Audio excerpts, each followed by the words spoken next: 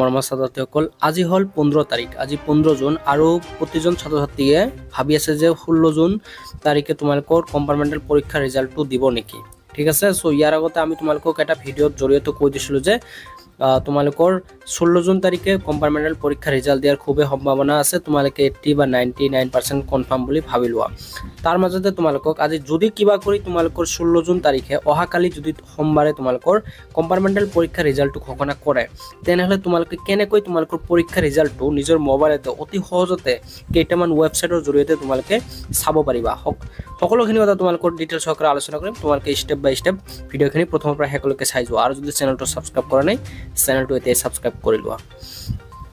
16 June আহাৰ লগে লগে প্ৰতিজন ছাত্ৰ-ছাত্ৰী ভাবি আছে যে 16 জুন তাৰিখে তোমালোকৰ কম্পাৰ্টমেণ্টেল পৰীক্ষাৰ ৰিজাল্টটো দিব লাগে বুলি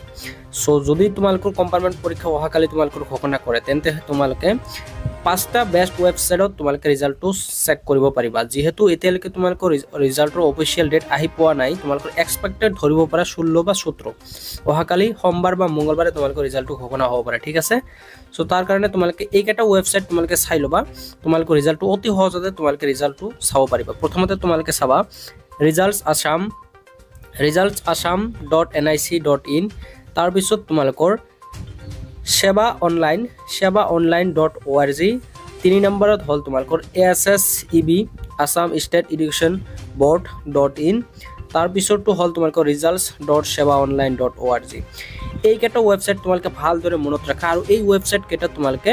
কোনো ধৰণৰ থাৰ্ড পাৰ্টি ওয়েবসাইট তোমালোকে চাব নালাগে কোনো ধৰণৰ এপ ডাউনলোড কৰিব নালাগে প্লে ষ্টৰৰ পৰা এই ওয়েবসাইট বিলাকতে তোমালোকৰ নিজৰ মোবাইলতে তোমালোকৰ ৰিজাল্টখিনি চাব পাৰিবা মেট্ৰিকত যেনেকৈ তোমালোকে ৰিজাল্টটো চাইছিলা ঠিক তেনেদৰে কম্পাৰ্টমেণ্টেল ৰিজাল্টটো তোমালোকে এই ওয়েবসাইট কেইটা চাব পাৰিবা আৰু আহো তোমালোকে বহুতে কমেন্ট সেকশনত কৈ আছে যে তোমালোকৰ অহাকালি সোমবাৰে তোমালোকৰ কম্পাৰ্টমেণ্টেল পৰীক্ষা ৰিজাল্টটো ঘোষণা কৰিব নেকি সঁচা নে মিছা সো এতিয়ালৈকে তোমালোকৰ ৰিজাল্টৰ যেহেতু তোমালোকৰ মেট্ৰিকৰ ৰিজাল্ট যেনেকৈ ঘোষণা কৰিছিল মেট্ৰিকৰ ৰাতিপুৱা ৰিজাল্টৰ যেদিন ৰিজাল্ট ঘোষণা কৰিছিল সেইদিন ৰাতিপুৱাই আমাৰ শিক্ষামন্ত্ৰী মাননীয় শিক্ষামন্ত্ৰী ৰণোজ পেগু ছাৰে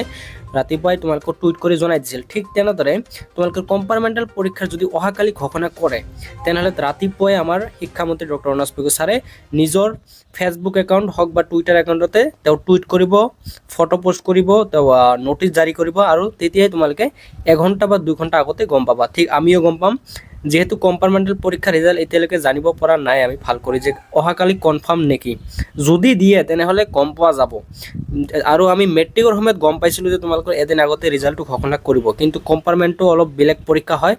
ইয়াত বহুতো কম ষ্টুডেন্টে পৰীক্ষা দিছে সেই কাৰণে তোমালোকৰ কনফাৰ্ম এতিয়া জানিব পৰা নাই যে অহাকালি দিব নেকি যদি দিয়ে কিবা কৰিম আৰু তোমালোকৰ গুগলতো